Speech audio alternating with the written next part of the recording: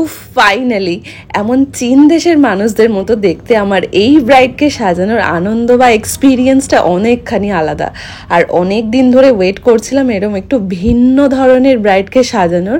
Finally আমার ইচ্ছেটা পূরণ হয়েছে। এক্সাইটমেন্টও লাগছে, সাথে ভয়ও লাগছে। তার কারণ হলো আমি এর আগে এমন ধরনের ফেস কাটিংয়ে ব্রাইডকে এখন অবধি সাজাইনি, আর এটা আমার কাছে ফার্স্ট টাইম। তাই একটু নার্ভাস ছিলাম কেমন কি লাগবে, কারণ সবার আউটপুট তো সেম হয় না, এক একজনের এক এক রকম ব্রাইডাল লুকসটা কমপ্লিট হয়। তো এই যে দেখো আমার ব্রাইড একদম তাড়াতাড়ি চলে এসেছে, যেই টাইম দেওয়া ছিল সেই টাইমেই সে এসে হাজির। কিন্তু এখানে ব্রাইড আগে রেডি হবে না, আগে রেডি হবে হচ্ছে ব্রাইডের শাশুড়ি মা, যাকে আমি এই যে সাজাচ্ছি। খুব হালকা লাইট ওয়েটের মধ্যে একটা পার্টি মেকআপ আন্টি চেয়েছিল, তো সেটাই আমি করছিলাম। এই আন্টি না ভীষণ ভীষণ ভয় পাচ্ছিল যে কেমন লাগবে, কেমন কি লাগবে, আমাকে ভূত সাজিয়ে দিও না। আমি বললাম তুমি চুপচাপ বসো আর দেখো। ফাইনাল আউটপুটটা ভীষণ সুন্দর হয়েছিল কিন্তু। আর তোমরা জানিও যে আন্টির মেকওভারটা কেমন লাগছে। আর তারপরে আমি ব্রাইডকে মেকআপ করতে শুরু করলাম, ফেসটা ক্লিন করে নিয়েছিলাম ভালো করে। আর শুনে না ওর রিকোয়ারমেন্ট যে ও কেমন মেকআপ চাইছে।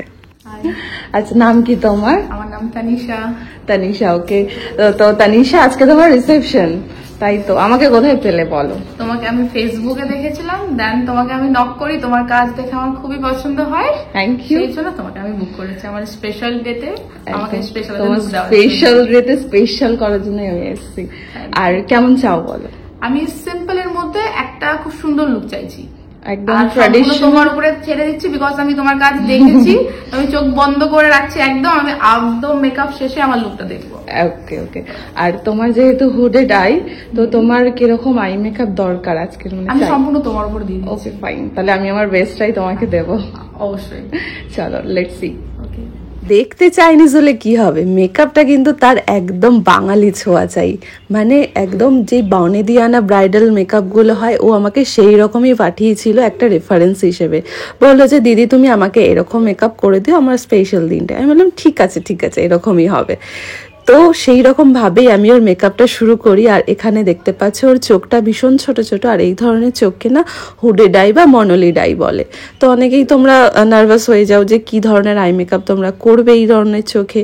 তো আমার এই আই মেকআপটা তোমরা দেখতে পারো, এরকম একটা সিম্পল ছোটোখাটোর মধ্যে আই মেকআপ তোমরা করতে পারো। খুব বেশি খাটতে হয় না জানো তো এই আই মেকআপে, মানে এত বেশি কাট ক্রিজ, এত বেশি ওভার কিছু মানে করলে জিনিসটা তো দেখা যাবে না, তার কারণ চোখ খুললেই সব শেষ। আর এই জিনিসটা আমার সাথেও হয়, আমি এত বেশি কালার্স অ্যাপ্লাই করতে পারি না আমার চোখে, মানে কোনো এক্সপেরিমেন্টই করতে পারি না। যে কোনো অনুষ্ঠানে একটা হয় স্মোকি, নয়তো নর্মাল একটা নিউড শেডের আইশ্যাডো পরেই আমাকে যেতে হয়। একটু বড় বড় চোখ হলে কত ধরনের আইশ্যাডো ইউজ করা যেত, তাই না? তো যাই হোক, ওর আই মেকআপটা দেখে নিয়েছে কতটা সিম্পলের ওপর রেখেছে, একটা ব্রাউন আর একটা জাস্ট হালকা একটা শিমারি শিমারি এফেক্ট রেখেছি, যাতে আই মেকআপটা আরো বেশি এনহ্যান্স করে। আর কথা বলতে গিয়ে জানতে পারলাম যে ওর বিয়েতে ও লেহেঙ্গা পরেছিল, একটা অন্যরকম একটা ব্রাইডাল মেকআপ ছিল সেটা। আর ও চাইছিল যে ওর রিসেপশনটা একদম ট্র্যাডিশনালটাকে ফলো করতে, তাই সেই ধরনের একটা মেকআপ আমার কাছ থেকে ডিমান্ড করেছিল। তাই আমি ওকে সেটা ফুলফিল করার চেষ্টা করছিলাম। আর এখানে দেখো বেস মেকআপ মানে ফেস মেকআপটা ভীষণই নিউট্রালের ওপরে রেখেছি, তার কারণ আরও একটা রিজন রয়েছে, যেটা হচ্ছে ওর ব্রাইডাল মেকআপটা ওর একটু হেভি হয়ে গেছিলো, যেটাও আমাকে বলেছিল যে আমার অতটা বেশি হেভি চাই না, তুমি আমাকে একদম নর্মাল সাটল একটা লুক দাও। তবে সেটাই আর কি করার চেষ্টা করছি। দেখছি সব কিছু কোয়ান্টিটি ভীষণ কম কম ছিল, পুরোটা face makeup, eye makeups and all. আর একটা কথা, ওর বিয়ের দিনের মেকআপটা কিন্তু আমি করিনি ইন দ্য সেন্স ও আমাকে শুধুমাত্র রিসেপশন ডেতে বুকিং করেছিল, যেটা কলকাতায় হয়েছিল, আর ওর বিয়েটা মালদায় হয়েছিল। তো খুব স্বাভাবিকভাবে আমার ওই ডেটটাতেও অন্য একটা ব্রাইডাল বুকিং ছিল, যেটা ছিল মেচেদাতে। অ্যান্ড সেখানে একটা হরিবল এক্সপিরিয়েন্স হয়েছে, যেটা আমি অবশ্যই তোমাদের সাথে শেয়ার করব। আমি এই মুহূর্তে একটু অন্য আদার্স কাজে ব্যস্ত, যার কারণে খুব একটা বেশি তোমাদের সাথে আপডেট থাকতে পারছি না। আর এই যে দেখো আমার ব্রাইড অলমোস্ট কমপ্লিট হয়ে গেছে। একটা খুব সুন্দর হালকার উপরে হাইলাইটার ইউজ করেছিলাম। তোমরা যদি হাইলাইটার নাম জানতে চাও তাহলে অবশ্যই একটা কমেন্ট সেকশনে বলো।